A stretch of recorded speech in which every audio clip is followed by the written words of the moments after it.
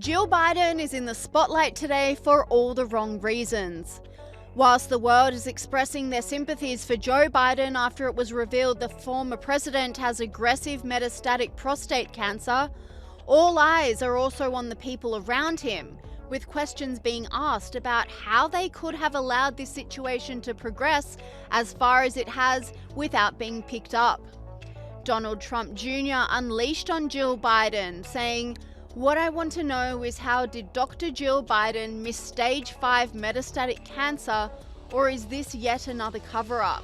Trump Jr.'s comments came as a response to a post on X by Dr. Stephen Key, who said, "Prostate cancer is the easiest cancer to diagnose when it first starts and to watch it progress to bone metastases. The PSA blood test shows the rate of cancer cell growth. For even the most aggressive form, it is a 5 to 7 year journey without a treatment before it becomes metastatic."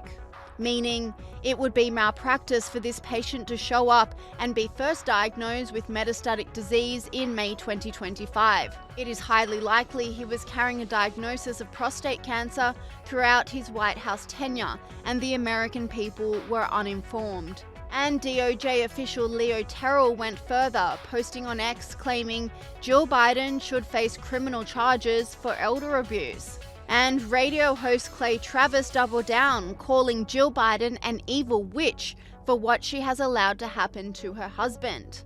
I gotta say it. Jill Biden put her husband up to this again and again and again.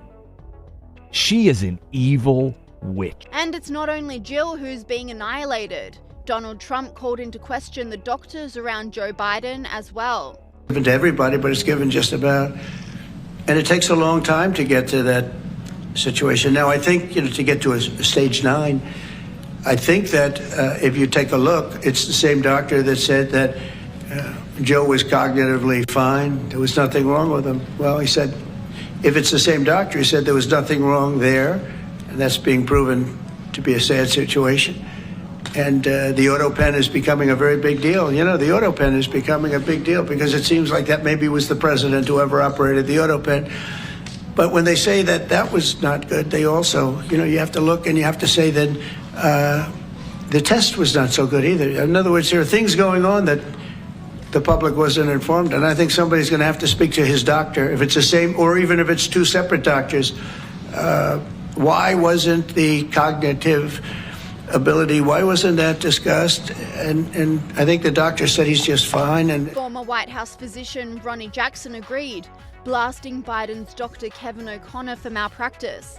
Let's talk about both issues here, the cover-up of the cognitive decline, and I'm having a hard time understanding how they allowed prostate cancer to metastasize when he has doctors around him literally all day long. I was with the president last week in the Middle East. There are so many medical considerations for a president that it is frankly mind-boggling. Well, Sean, look, this is either medical malpractice or, like you said, this is yet another medical cover-up. I find it absolutely, just like you do, inconceivable that this man has prostate cancer after just leaving the White House. He was at the White House for 4 years. He had access to world-class health care for 4 years, the pinnacle of executive concierge medicine. And there's absolutely no excuse that Dr. O'Connor, his personal physician, and I just want to clarify one thing, the White House medical unit is a fantastic medical unit, and they do everything they're supposed to do. There's one person, that's responsible for his medical care in this regard, which should have been screening him for prostate cancer, and that's Dr. Kevin O'Connor, the appointed physician to the president. That was his job during the Biden administration, that was my job during the Trump administration, and my job during the Obama administration. Go back and look at the medical records. CNN have also been forced to question the people around Joe Biden, as it has become exceedingly obvious that something is amiss. And yes, there are these medical guidelines recommended against testing age 70 and up, but he was president of the United States. I find it very surprising. And the ladies of The View were also shocked that this wasn't exposed earlier.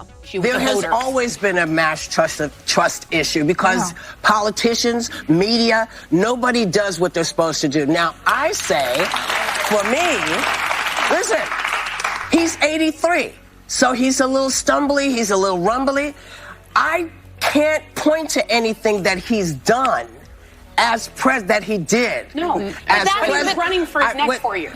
But I'm saying, I want, not you, but I want somebody to tell me, well, when did you know it was bad?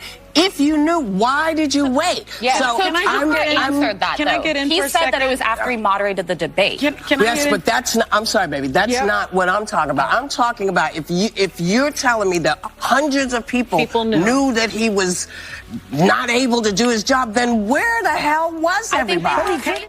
But Joe Scarborough has bizarrely broken from the pack and is still standing by his claim that 2024 Joe Biden was the best Biden ever. He took me around the world, and I will say, if you and I lined up 100 Washington politicians, he would have handled those answers better than 99% of them. Ironically, this will be a surprise to people,